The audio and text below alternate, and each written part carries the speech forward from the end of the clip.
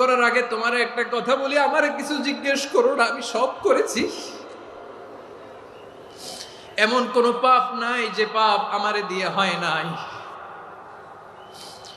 তোমার রহমত দিয়ে তুমি জান্নাতে পাঠাবা, তোমার দয়ায় জান্নাতে যেতে চাই, আমল দিয়ে না। পারবেন বলতে? কিয়ামতের দিন আমরা বলবো, আল্লাহ আমার আমল দিয়ে জান্নাত চাই না, আমি তোমার দয়া দিয়ে জান্নাত চাই।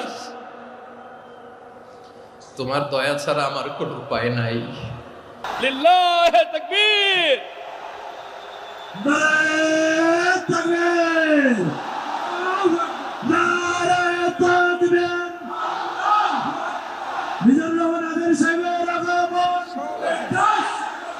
পটুয়াখালীর পক্ষ থেকে। প্রিয় পটুয়াখালীবাসী, আপনারা কেমন আছেন সবাই?